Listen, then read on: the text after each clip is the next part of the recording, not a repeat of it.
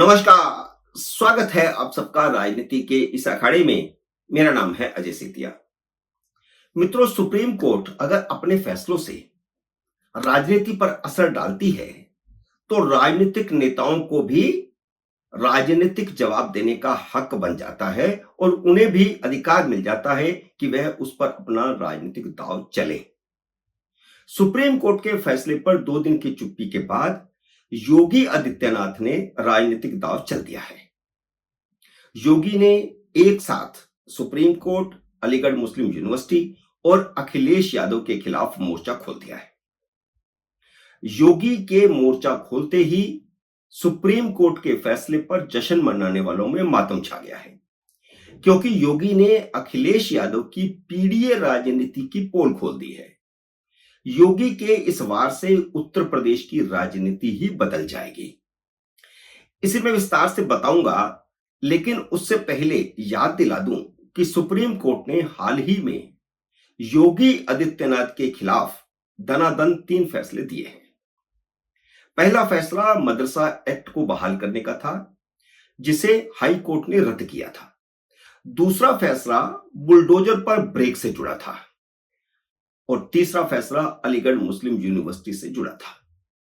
सब जानते हैं कि योगी की बुलडोजर राजनीति ने उत्तर प्रदेश की आबो हवा बदल दी है।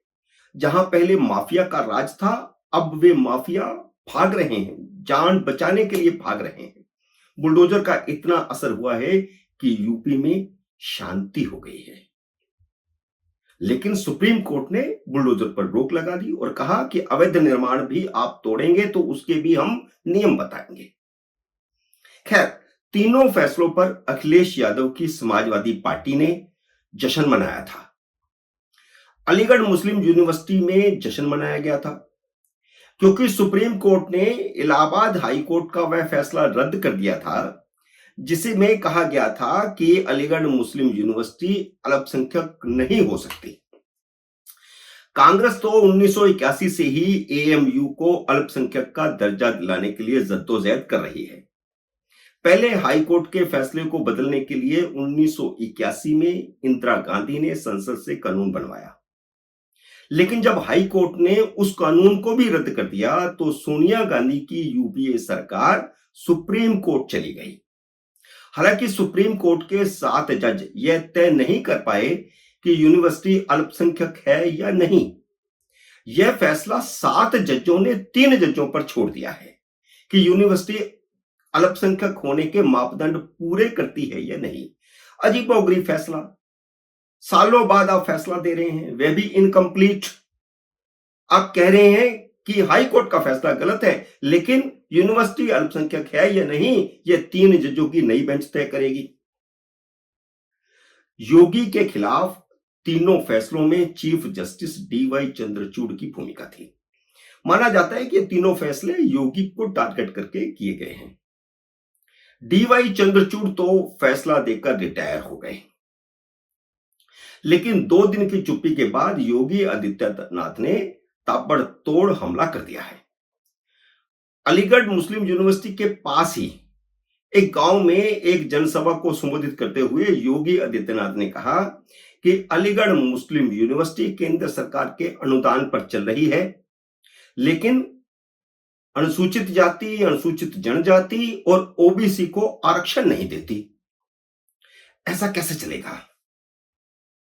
सच यह है कि 2019 से 2023 तक 5 सालों में केंद्र सरकार ने अलीगढ़ मुस्लिम यूनिवर्सिटी को 5,467 करोड़ रुपए का अनुदान दिया है, यानी हर महीने करीब 100 करोड़ रुपया।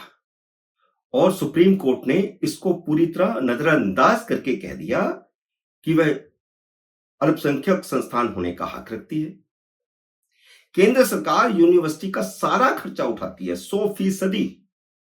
लेकिन यूनिवर्सिटी न सिर्फ संसद से पारित आरक्षण के कानून का पालन नहीं करती, बल्कि भारत के खिलाफ साजिशों का अड्डा बनी हुई यूनिवर्सिटी को संरक्षण देती है। नागरिकता संशोधन कानून और एनआरसी के खिलाफ आंदोलनों का सबसे बड़ा अड्डा वे 3 यूनिवर्सिटियां बनी हुई थी।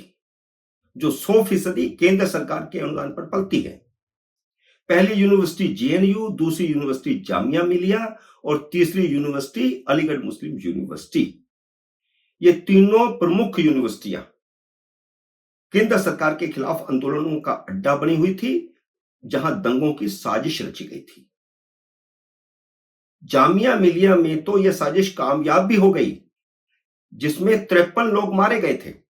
समाजवादी पार्टी ने हाई कोर्ट का फैसला रद्द होने पर जश्न मनाया है, लेकिन योगी ने सवाल खड़ा किया कि यूनिवर्सिटी केंद्र के पैसे पर पलती है, लेकिन एससी, एसटी और ओबीसी को आरक्षण नहीं देती, जबकि मुसलमानों को 50% आरक्षण देती है।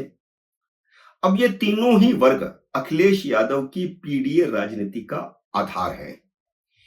पीडीए में पिछड़े, दलित और मुस्लिम आते हैं। पीडीए, पी मैंने पिछड़े, डी मैंने दलित और ए मैंने अल्पसंख्यक। वे तीनों वर्गों का वोट हासिल करके, तीनों की एकजुटता की राजनीति करके भाजपा को हराने की राजनीति करते हैं। लेकिन तीनों में से एक वर्ग बाकी दो वर्गों का संवैधानिक हक खा रहा है और अखिलेश यादव उस पर जश्न मना रहे हैं। इसलिए योगी आदित्यनाथ ने एससी, एसटी और ओबीसी को अखिलेश यादव का असली चेहरा दिखा दिया है कि वह उनका हक मारने वाले मुसलमानों के साथ खड़े हैं, ना कि उनके साथ। वे बात तो पीडीए की करते हैं, लेकिन पिछड़े और दलितों का हित नहीं देखते, सिर्फ अल्पसंख्यकों का हित देखते हैं। इसलिए अलीगढ़ मुस्लिम यूनिवर्सिटी के बारे में जो फैसला आता है उस पर जश्न मनाते हैं।